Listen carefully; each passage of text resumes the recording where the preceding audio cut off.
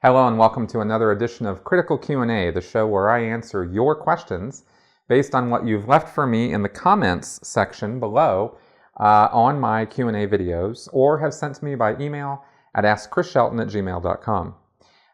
One thing I wanted to mention is for my patrons, for those who are joined up on my Patreon campaign, who ask me questions, if you fire questions at me, those go to the top of the list. So just, today's episode, the first question is from one of my patrons. And anyway, just thought I'd let y'all know that that's a good way to get your question answered. So, because I got a lot of them. I get so many questions, it's hard for me to keep up. So without further ado, we're going to get right to it.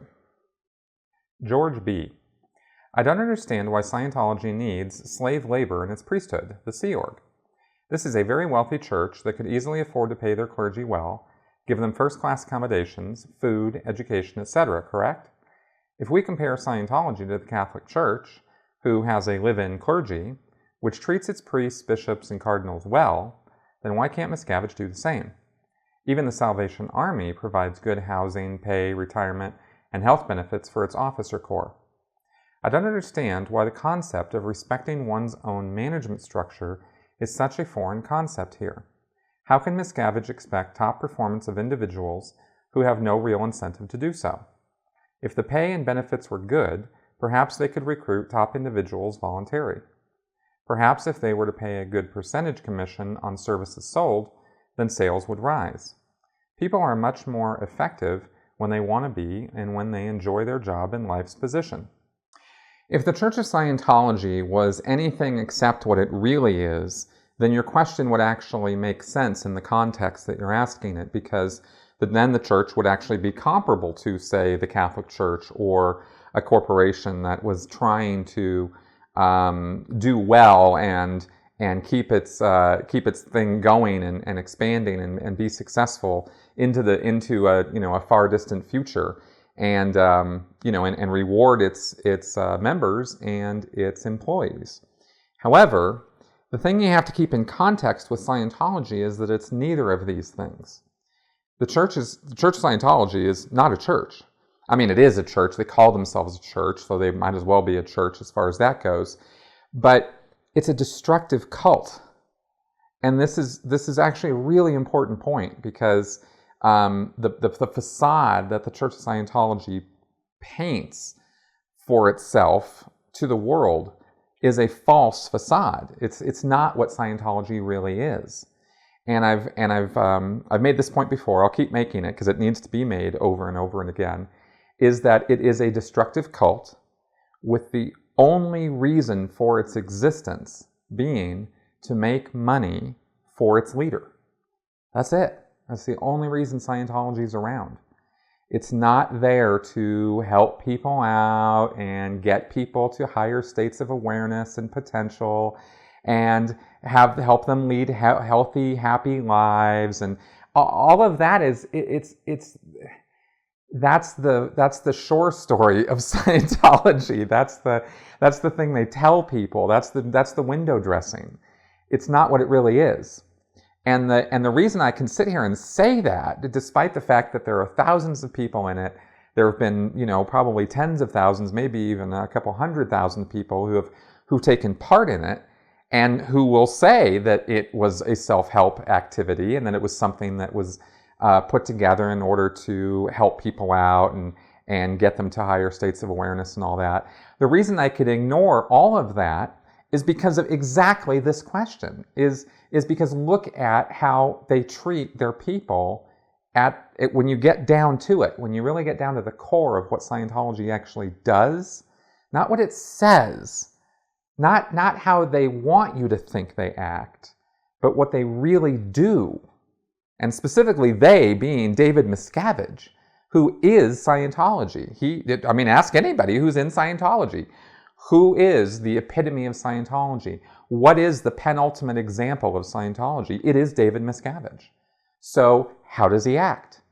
What does he do? How does he reward his juniors? How does he see to it that the Sea Organization, the clergy of Scientology, How does he see to it that they move up the bridge to total freedom and make it to OT? The answer to all of these questions is he could care less. He does not care about anybody except himself. And the proof of that is, look at the Sea Organization. Look at how hard it is for Sea Organization members to struggle to even get on study or any benefit of Scientology at all. Look at the staff of Scientology. They're not treated well. They are abused. They are treated like slaves. They're paid like slaves. They make nothing. And they get into a mindset where they think that this is some noble sacrifice on their part, and it's not. The only sacrifice they're making is their own lives, because they're being taken advantage of by David Miscavige. They were being taken advantage of by L. Ron Hubbard.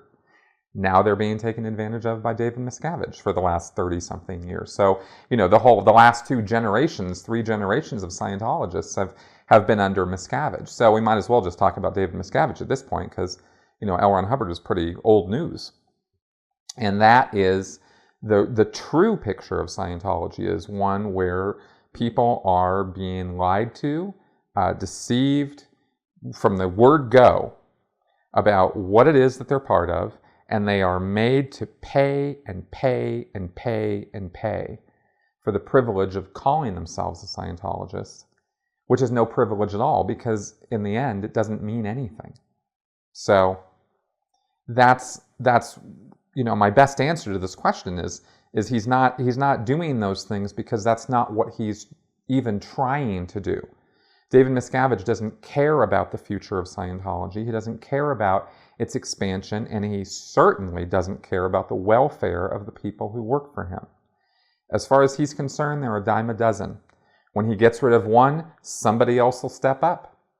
Somebody else can be pulled up from the lower ranks, and they don't know what they're getting into. When they come to where Miscavige works at the international base in Hemet, California, they don't know what life is like there, because they haven't been there. They've been in Los Angeles or Clearwater or wherever they're coming from. And they have this idea of what it's going to be like at the INT base, and they're in for a rude awakening when they get there. And then they get that rude awakening, and they go, oh my God, it must be me, because it can't be Miscavige, right? And until they eventually smart up and realize that, oh my God, this is not at all what I thought it was. But by then it's too late for them, for the most part, because they're stuck in that situation. So then he'll just pull up another person, some poor ignorant boob from somewhere else, and he uses them up. And that's what Scientology does. It actually does that at all levels, not just at the INT base. It just uses people until they're no longer willing to be used, and then it spits them out. So that's his business model, and that's the best answer I've got for you. Oso Buko. Dear Chris, I've heard that in Russia, members of the Church of Scientology have been attacked physically by some students, which proves that Russian people are extremely intelligent. Do you have knowledge of any other facts like this? Do you think that in the future we will have the hope to see Scientologists fear for their own physical integrity?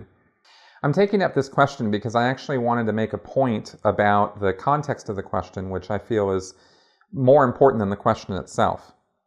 I don't wish any Scientologist to experience physical torment, punishment, or abuse in the name of justice, or in the name of getting back at them, or anything like that. I don't actually wish any Scientologists ill will as far as that goes, as far as wanting to beat on them or torture them or anything like that. And I don't think that any violence against Scientologists is justified for any reason short of pure self-defense. If somebody's attacking you, fine, but as far as going out and beating on Scientologists or attacking them, that is absolutely unacceptable, and not something I would ever endorse or ask anybody to do. Nor do I think it's particularly acceptable to fair game Scientologists, or try to get them fired from their jobs, or try to ruin their lives, or out them in some way, or try to feed the same tactics back at them. I don't think that that's the way to change anybody's hearts or minds, and I don't think it's the way to a safer, more tolerant world, and I don't think it's how Scientology is going to go down. That's not how to do that. If you want to get people out of Scientology, or you want to make a statement about Scientology, be kind, be understanding, be loving, be compassionate. That is what gets through the hatred and the venom and the bile that Scientologists spew. Feeding it right back at them only hardens their resolve and makes them feel even more righteous about what they're doing. And that's not just with Scientologists, that's with any religious group, with any political group, with any social group, with human beings. That's how we are. You know, when we encounter resistance and are put in a situation where we become martyrs for a cause, man, there is nothing better for a cause than to have some martyrs. So please, to anybody who ever watches anything I ever say or agrees with what I'm saying, please hear me on this. Do not engage in any kind of physical attacks or violence against Scientologists or against anybody for that matter. I can't really be more clear about this. So please. And as far as a future where Scientologists have to fear for their physical safety, I certainly hope no such future ever comes about. I don't think that anybody should have to walk around in the world in fear of their safety because of their beliefs. I do believe, I will say for sure, that Scientologists should receive justice for when they have carried out criminal activities.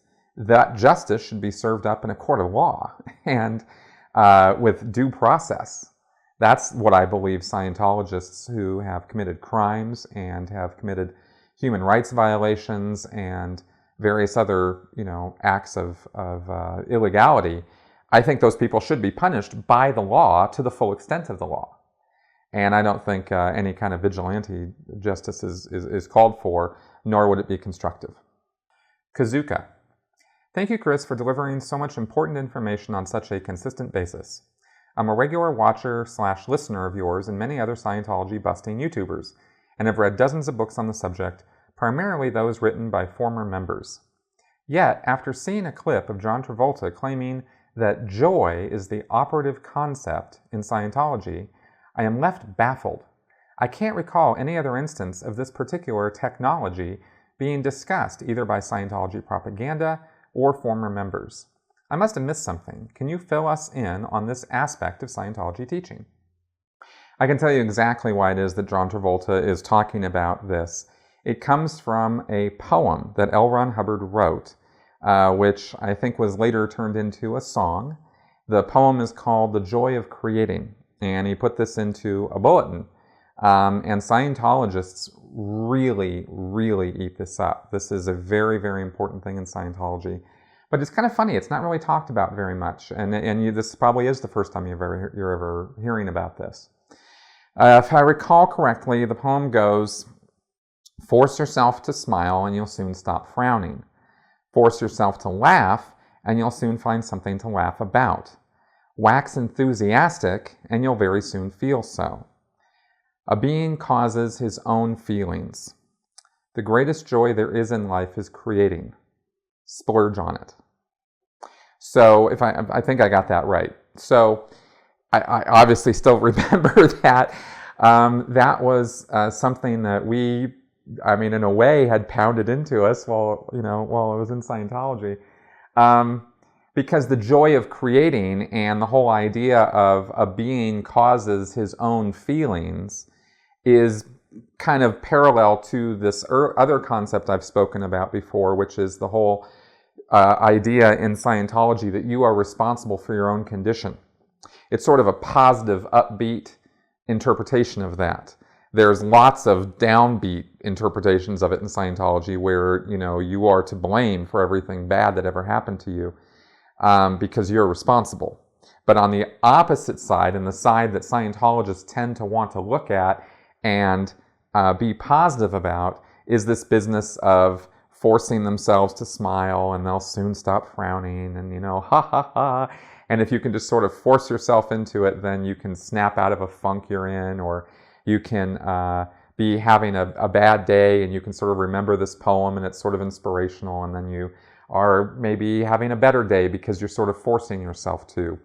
There is a lot of psychological damage that can come from suppressing or willfully repressing your emotions, and I've written about that because it's not a good thing to be doing over a long period of time.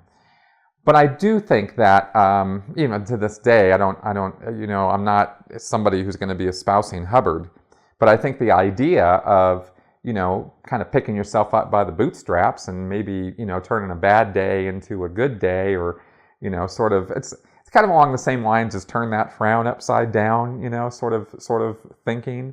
Sometimes it works, and sometimes it's helpful to your day to do that, and that's what this poem is, The Joy of Creating. That's how Scientologists use it, and they really love it, and they really love this whole idea of being joyful and creating things and stuff like that. So that's why John Travolta said that. Anon8109. It is interesting that you choose to believe in something, an afterlife, because you hope that it is true.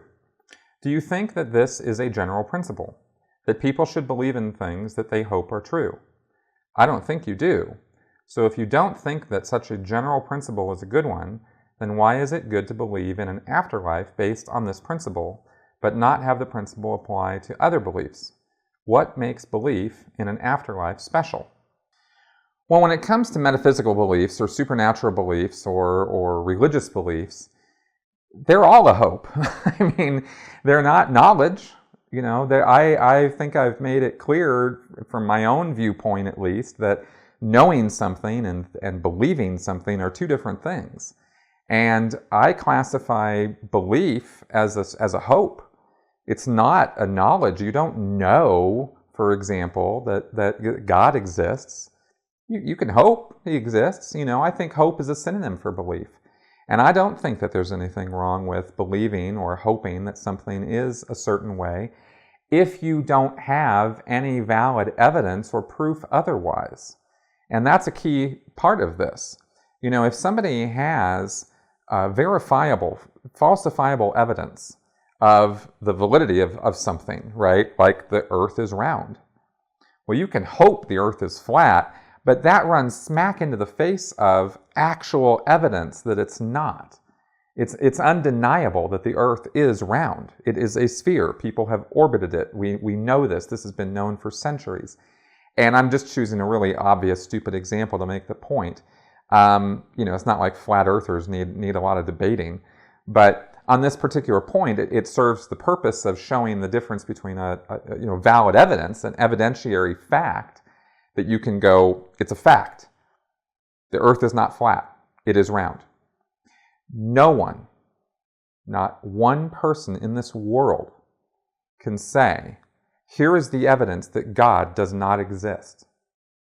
There's not one person in the world who can say, here is the evidence that there is no afterlife, that we are not spiritual beings. That evidence does not exist. Not right now, it doesn't. There is nothing but conjecture, one way or the other. And you don't have to believe in an afterlife if you don't want to. You don't have to have a hope for an afterlife. It's a belief. Beliefs are choice. You choose to believe things. And I know that little kids and that sort of thing don't necessarily have a choice in it, and I understand that. That's not the point I'm making right now. I'm talking about belief in general. People grow up. They can change their beliefs. You don't get to choose your facts. Facts are facts, right? The earth is round. You do get to choose your beliefs, and you do get to change your beliefs if you want to. And when those beliefs have to do with something that no fact or evidence can refute, what's the problem? What's the harm in that? Why is that an issue? I don't think it really should be, to really get down to brass tacks on it. And so that's why I said, in terms of my own beliefs, I'm a work in progress. I am totally not decided really on much of anything as far as how I believe, what I believe. I'm not any kind of believer of any certain organized religion or anything like that. Obviously, kind of have a little bit of a chip on my shoulder about organized religion for obvious reasons. And maybe at some point I'll get over that. Maybe I won't. I don't know. But I leave the door open to having spiritual beliefs because I truly hope that there is more to life than all of this. And if I'm wrong, well, no harm, no foul. And if I'm right, hey, great, So I don't really think it's my place one way or the other to tell people that their beliefs are true or false because I don't know and neither does anybody else. So really kind of why make a big issue out of it? Whoa. And with that, it's time for Flash Answers. Matt Lilly. Wish I was there as I wanted to ask if it's true that Scientologists can't use modern technology. For instance, I heard they still use an older form of fax. I think it's called a telex machine or something. Anyway, thanks for uploading. Just subbed to you. Would love to see you here in Australia one day, but fortunately Scientology really isn't that much of a deal here. Yeah, back in the day, Scientology did use old technology, which at the time was state-of-the-art, and telexes were one of those pieces of technology. And because it's written in policy that way, then they continue to call them telexes. But they're not. They don't use telexes anymore, really. They just use email, and they format it like telexes because that's what Hubbard said to do. A lot of Scientology is antiquated. They still use file folders rather than just switching everything over to digital. They have some digital file format stuff, but they still keep all these folders of all this information, which they could easily convert into a digital format if they really just put the money and effort into it. So all of that is because Dianetics and Scientology comes out of the 1950s and 60s and 70s, before the digital age and before the digital revolution and the information age. So really got going. So that's why they still hold on to and embrace these archaic concepts. Jennifer Isaacs. What does Scientology think of conspiracies really? Are there some Scientologists that believe in things like the New World Order, reptiles, and Illuminati? Just curious, thanks. There are Scientologists who very definitely believe in the New World Order and the Illuminati and 12 guys who run the world, and they believe those things because L. Ron Hubbard told them to. L. Ron Hubbard said that that's how the world is organized, and he said the psychs, the psychiatrists, are the strong arm of this 12-man operation that runs the world. And he said all that in a lecture in 1967, and in follow-up, he wrote extensively about it, and he called it the New World Order and SMERSH and all kinds of goofy labels, and he was a total conspiracy theorist, and that's why a lot of Scientologists are too. Cheryl Berry. Hi Chris, in Going Clear, Jason Begay comes across with a full and sincere array of emotions regarding his time in the cult. One thing he alludes to is going exterior, which seems to have had quite the impact on him, regardless of how the rest of his experience had left him sad, confused, disillusioned, and even angry. Do you know of anybody else who ever experienced the phenomenon of going exterior? Just curious whether this is just another gain that is too easily melded into their minds. In Scientology, one of the primary goals of auditing is to go exterior because in Scientology they believe that people are immortal spiritual beings and not their bodies. And they fully expect at any time in auditing to pop out of their head and be able to see the world around them, but not from these eyes, but from an exterior point of view. That's called going exterior, and almost all Scientologists claim to either have had that happen to them or really want that to happen to them as part of their experience in Scientology. Blue Dance Lily. I have a background in psychology, am a licensed clinical social worker, and work with clients in the field of mental health crisis. As I've studied the practices of auditing and Hubbard's assertion that Dianetics is a true and accurate description of how the mind works, I've been astounded at how grossly wrong he was. He clearly had no education in the scope of psychology. Why do you think Scientology has gotten the traction it has when it is so antithetical to known science? Why aren't psychologists speaking out about this? Well, the truth is psychologists spoke out about it back in 1950 when Dianetics was published, and they lambasted it. They trashed it. I mean, psychology has been down on Dianetics and Scientology since it started. And it's not the big, huge conspiracy theory that Hubbard pretended it was, where the APA and the AMA are out to get Scientology or something. They just looked at it as quack science right from the word go, and they were absolutely right. Because it's just a meshing of Freudian psychology and Jungian psychology and hypnotism and everything else that Hubbard could throw into the mix. So that's what Dianetics and Scientology are based on. Why do people accept this?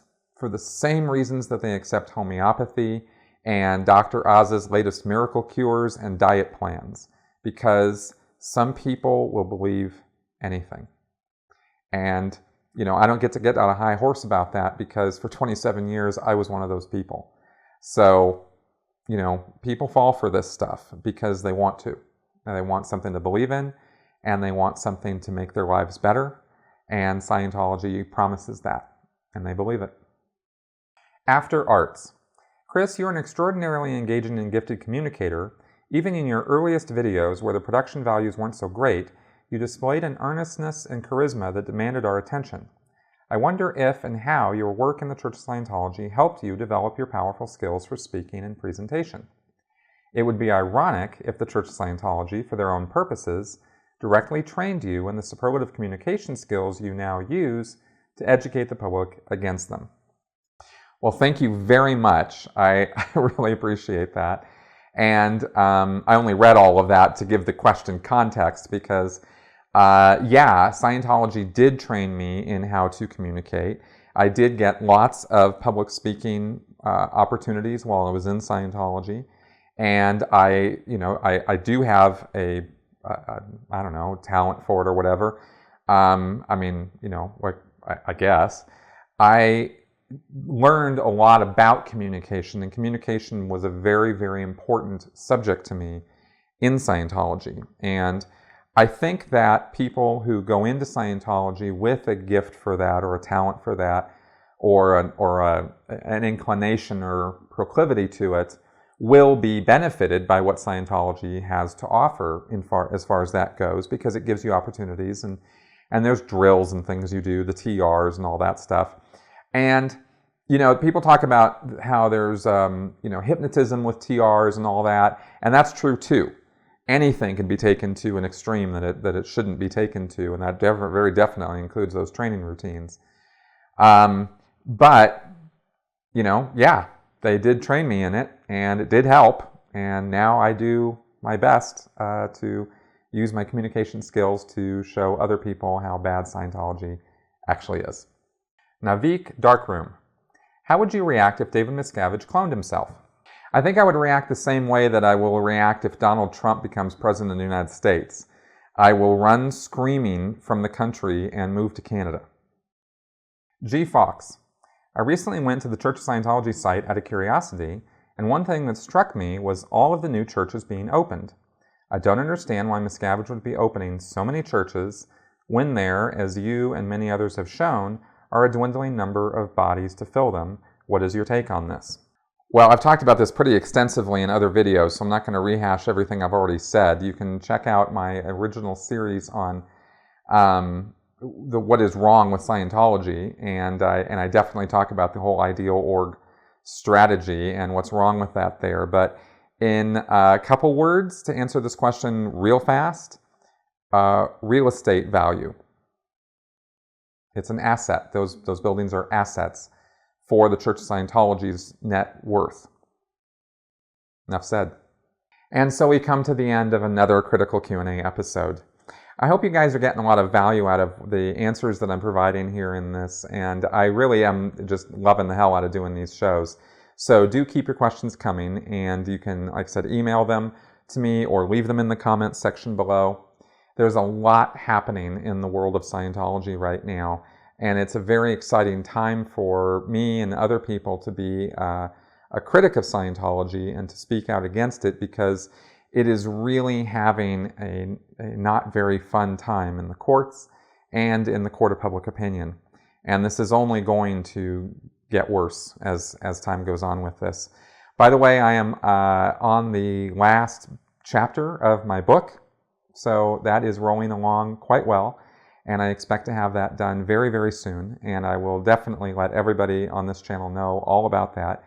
And my patrons will be getting a copy of the book for free. I will be sending them a link so that they can download the ebook for free. So if you're getting value out of what I'm doing, consider supporting me and throwing some love my way, either by becoming a patron on my Patreon account or, some other fashion.